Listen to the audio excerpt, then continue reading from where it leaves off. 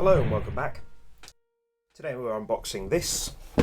It's the Lotus Elan S3 in 1/24 scale by Gunze Sangyo.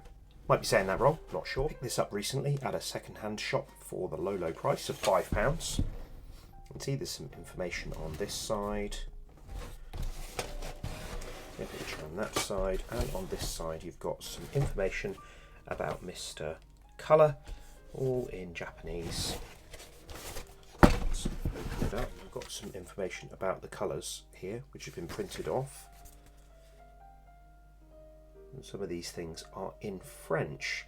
So I think that this kit, as you can see from this on the front as well, was imported to France at some point. So it got back to England.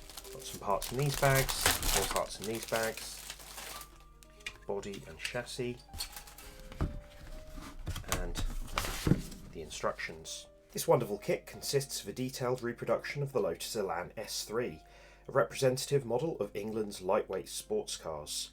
Elan made its first public appearance at a motor show in London in 1962 as a sports car to take place of the former Lotus Elite. The body is made of fiberglass reinforced plastic, adopting a backbone frame structure, a rather advanced one for its time, so as to create a beautiful silhouette distinctive of the Elan.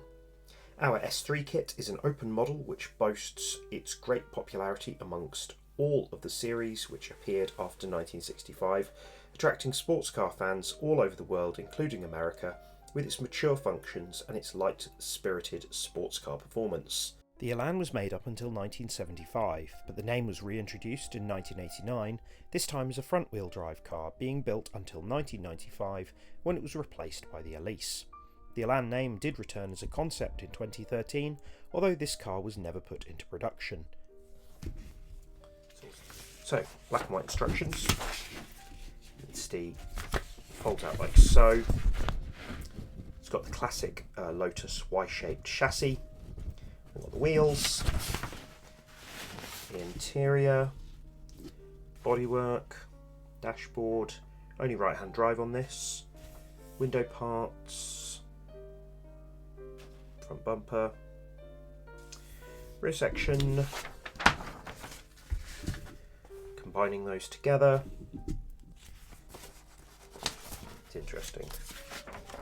So there's the different.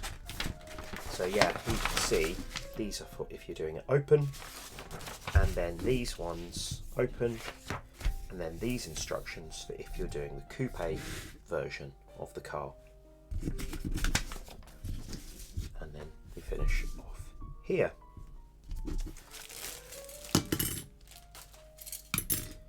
So some of these have fallen off. We seem to have an exhaust pipe there. This part might be cover for the roof.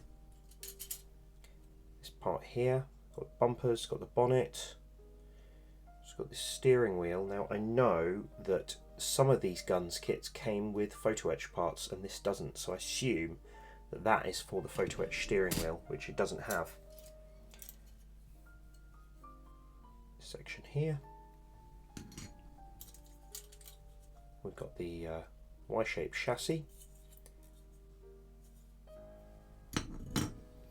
And then we've got this part here, got number plates, little grille, steering wheel, pedals, controlling arm, dashboard, more suspension parts for the front and the back, and some more bars.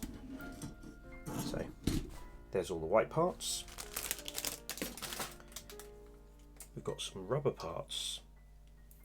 That's not something you see often, having a big rubber tree like this. So look, we've got door cards, we've got seats moulded in rubber, more seats, got windscreen trim, tyres.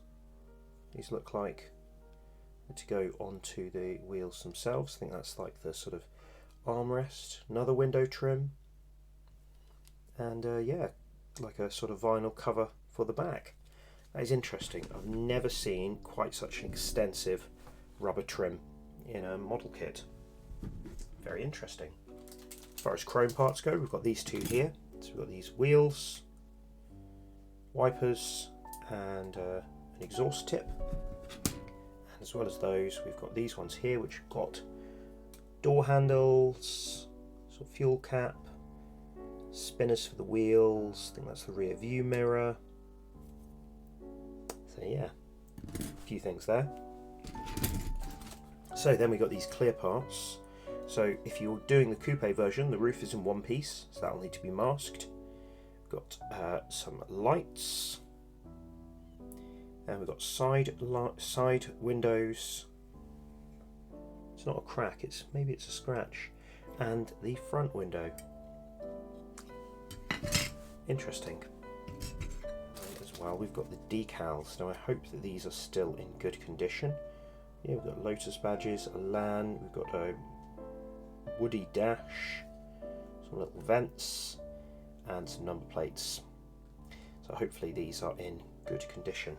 Finally, we've got the bodywork, and this is in two parts. Now it's interesting because, as I said, I'm pretty certain that there are more versions of this kit, but in spite of having an open bonnet, there's no engine, which is very strange, isn't it? There we are. I believe the pop-up headlights and this were actually the inspiration for the first generation MX-5. But yeah, a few mould seams. They seem to be quite shallow, and it does have Lotus moulded into the boot lid. And then you've got the interior here. All very small. Not much detail on the underside. There we have it. So there we have it. Never built one of these brands before. Quite an interesting kit, and I'm very glad that I could get my hands on it. Let me know what you think. Have you built one of these? Thanks a lot for watching. I'll see you soon.